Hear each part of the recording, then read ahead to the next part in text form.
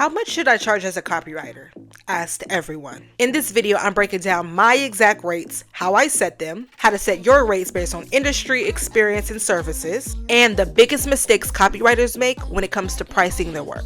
Hi, my name is Zaji. I'm a brand and website copywriter for CPG brands, and let's get into number one, how I set my copywriting rates. So I didn't just pick my rates out of thin air. I set my rate based on a mixture of things: industry standards, demand, and my personal experience. So here's how I did it. So I looked at what other copywriters were charging for similar services, and you should do this too. Next, I factored in my experience. If I was to get a copywriting client, would this rate make sense for the service that they are getting based on the experience that they would have of me and the experience that I have as the copywriter? Is this a fair rate for the service that they're getting? You got to be honest with yourself about that stuff. And would it be a fair rate to charge them? Because I also have to make a profit. So I have been in the marketing industry for 8 years. I have in my portfolio big name CPG brands. I've built a pretty solid portfolio, so I base my rates to reflect that.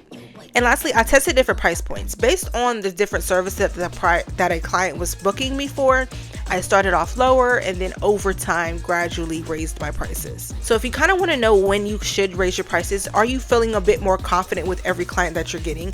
If not, kind of stay there. If you feel more confident with the next client you book, then raise your prices a little bit. What are my rates right now? So if you were go to my website right now, you see I'd offer 3 packages starting at $24.50 minimum. And that's a 3 to 4 week project. I don't offer retainers because of the clients that I offer services to in the services that I provide. I work with clients that are either in their pre-launch phase or they're in their V2 phase, ready to rebrand their brand. So I personally knew I wanted to be part of building brands and not be a part of the brand once it's established. I wanted to be part of that building process. So it doesn't make sense for me to have retainer clients.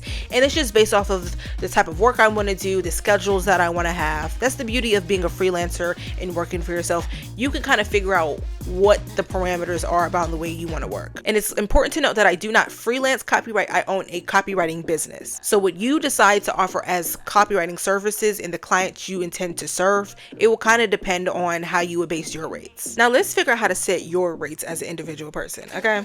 As you can see, there's no one size fits all for this type of answer. So we're going to break down how to get a general idea of how to set them.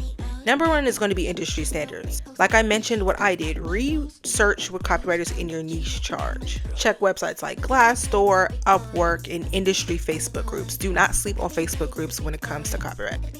So a tip, especially if you're doing freelance and not running like a copywriting business like I am, start at the higher end of what you're comfortable with and kind of negotiate down if it comes down to that. It's way harder to raise your rates if you've already told somebody something lower. Next is going to be your experience level. Obviously, if you're brand new to this, you're going to be on the cheaper side. It just makes the most sense for you and is fair to the other person getting the copywriting service. But if you're like me and you already have some industry expertise, like you have journalism or marketing experience, you can start on the higher end. Like I mentioned in the video before, I have never held a copywriting role, but I have always had to copyright in all of my marketing roles. And like I will always say, every testimonial you get with results, raise your rate. Get a client and then you complete their work, raise your rate next. The next client you get, raise your rate. Another tip, if you are on the freelance route and you are accepting retainers, if a client never pushes back on your rate, you're probably charging too little. So think about that. Number 3, the type of copywriting you offer. Some copywriting services pay a lot, some of them pay less. It just depends on where you're at. Here's kind of like a general breakdown. Let's say you were going to write website copy. That could be as little as $3,000. It could be as high as $15,000 per website. This depends on the industry you're writing for.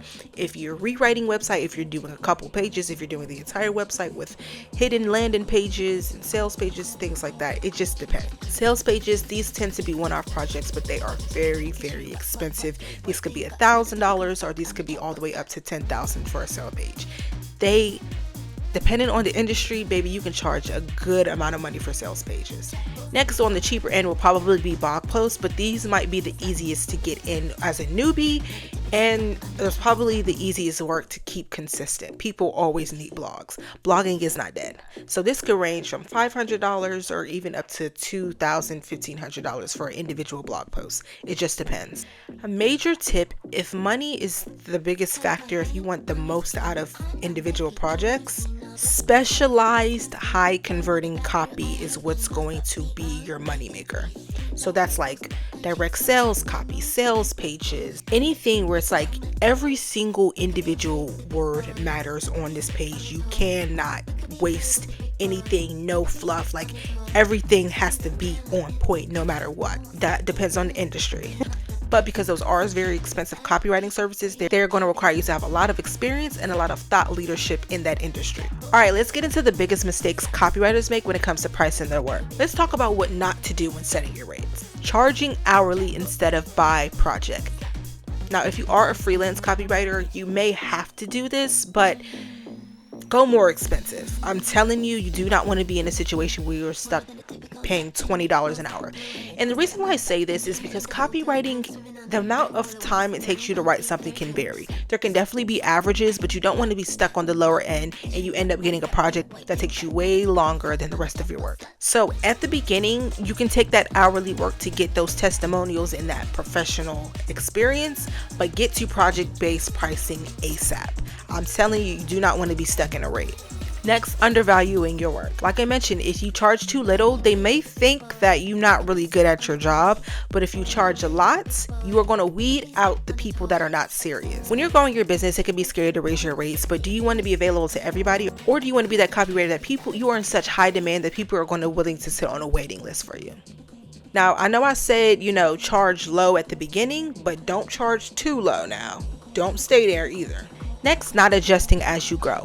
In the beginning of your business, things are going to be slow, and that's a really sweet spot to kind of see how your business is flowing, the type of the quality of the clients you're receiving, things like that. So like I mentioned, every client or every few months, raise your rates gradually. And don't just use those rates to just spend more on your own personal experience. Not to give y'all like money advice, but use the extra money that you're getting from those rates to invest in your business. I literally have an investment list for my business, and every time I get a client, I add to that pot because I want to continue to be a thought leader in the CPG space as well as in the copywriting space. I want to continue to grow as a copywriter, consistently invest in my education and new tools and software to improve my business processes, things like that. So if you keep investing in those things, you can also justify the raising of those prices, because it's like, hey, I was working with these rinky-dink free tools. Now I'm got some monthly, expenses for my business. So I got to have these higher rates. You know what I'm saying? Your rate should reflect your skills, your experience, and the value you bring to that client. And if you're still unsure, start higher than you think. It's always easier to work down than to work up. And if you're still sure, like, oh my God, it's copywriting for me, this is too much, I don't know what to do, I highly recommend you watch this video on 3 things I wish I knew before I became a copywriter.